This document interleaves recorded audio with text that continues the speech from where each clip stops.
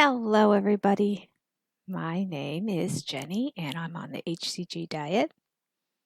And I also teach English classes, and I'm waiting for a child to arrive.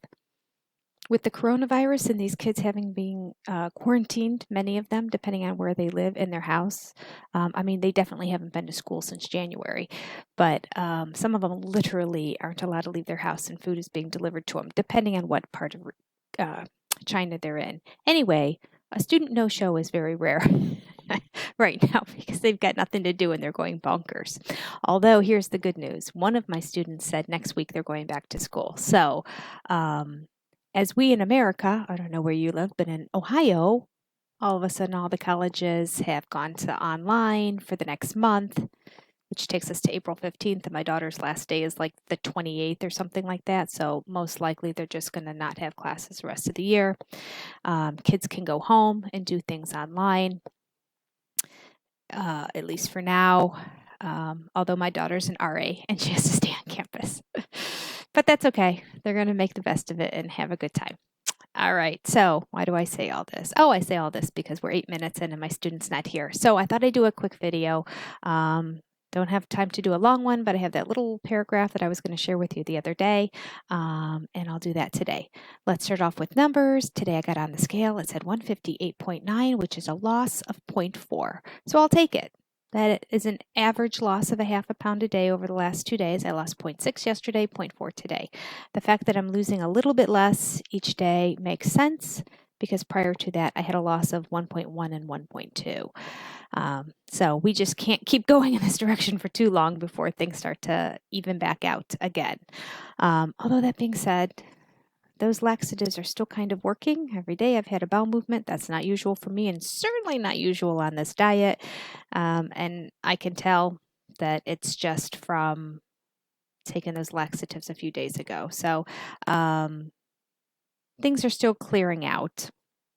I'm not starting to accrue any kind of weight that way yet. But hopefully today or tomorrow things even back out again. It doesn't even really matter. I mean, it's good to have a bowel movement every day, isn't it? No matter what's causing it to happen. Okay, so I'm going to go ahead and read really quickly here about appetite reducing drugs. All right, those drugs that some of us have taken in the past. Remember back in the days of Metabolife when that was like the big thing, and then ephedrine got banned in the United States. So ephedrine, not a possibility unless you're watching this from another country. But really quickly, it says for appetite reducing drugs, we hardly ever use amphetamines, the appetite reducing drugs such as dexatrin, Dexamyl, and Preludin, as there seems to be no need for them during the HCG treatment. The only time we find them useful is when a patient is impelling an unforeseen reason obliged to forego the injections for 3 to 4 days and yet wishes to continue the diet so that he need not interrupt the course. Again, some translation stuff or maybe just English has changed. Impelling.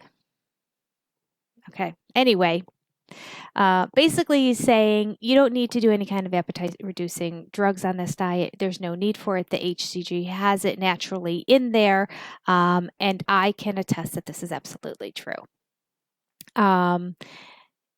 If you ever find yourself with your stomach growling on this diet, it means it's time to take your HCG hormone again if you're on drops and you take it a couple times a day, or it's time to eat. And if you're on injection, it's not time to eat and this is happening, you need to adjust your dosage. And that doesn't necessarily mean go up. Sometimes it means go down. There are wonderful channels. HCG Chica is somebody who does injections, and she has videos on the specifics of adjusting the cc's on that. So go to her channel. Lots of great stuff there anyway. I recommend it in general.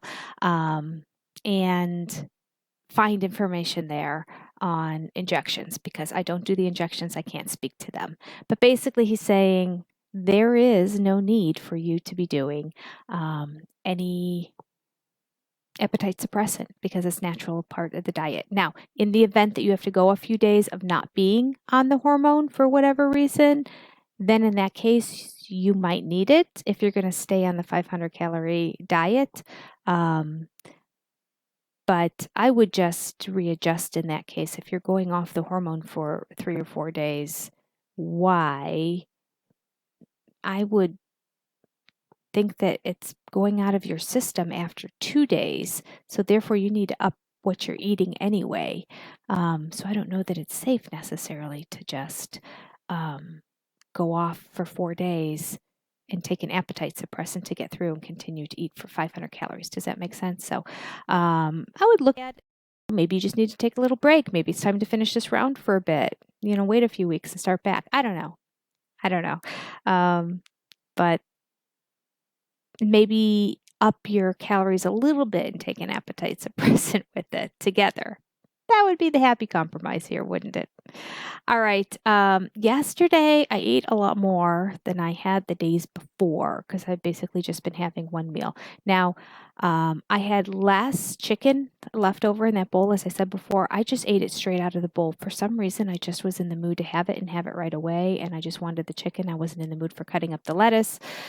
And I just went and heated up what was left in the bowl and ate that. So then later in the day, I went and got myself a bowl of the turkey chili, and I covered the top of it with lettuce, which really wasn't bad. I know that sounds bizarre, but it was nice to have that little bit of crunch, and I missed my vegetables for the day. I mean, obviously there's a little bit inside, but not the kind of vegetables that you really need or want on this diet. I didn't have any green vegetables, so it was actually pretty good with the cool lettuce with a bite of of chili. I'm not far off from kind of a taco idea because I don't know. To me, chili and taco are very similar, even though my daughters are convinced they're different.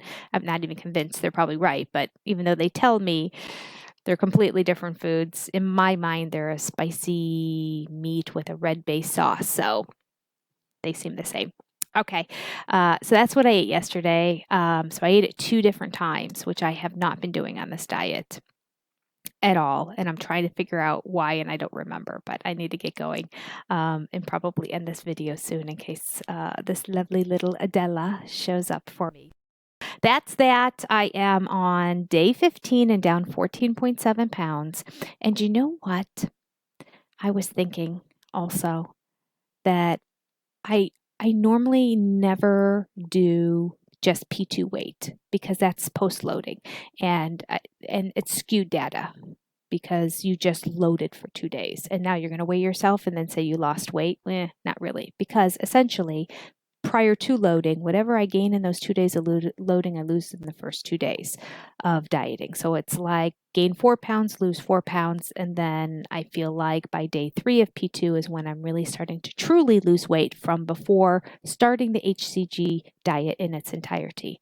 However, because I didn't do those pre-weight measurements, I don't have them this time. And I'm just kind of guesstimating. And then I've decided I'm not going to do that anymore. And here's why. There's some real most motivating factors involved with just looking at P2 weight loss.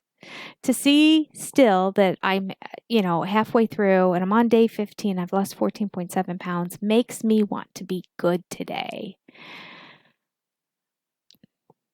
Makes me just want to do good. It makes me definitely want to keep walking away from the crackers and walking away from the bread and walking away from the candy and the cakes and the everything else that's a temptation that's around this house. A plethora of carbs and snacks and pizza and you name it. I smelled toast last night. I almost screamed out and said, "No toast when I'm on HCG!" But I was getting ready to go to bed, so I just opted to go to sleep. Yeah. I have been exercising more lately because I was into the season of The Bachelor. I don't watch all of the Bachelors or Bachelorettes. I did not watch the season before that Mr. Peter was on. But my daughter at her talent agency, they represent Hannah Brown, who was on the previous season.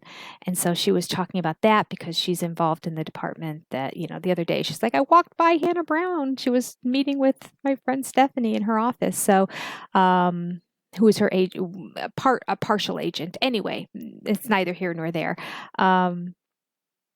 She was talking a lot about her and about things happening again in her life. And I got intrigued and then started watching this season and got hooked. It really was the most dramatic season of The Bachelor ever.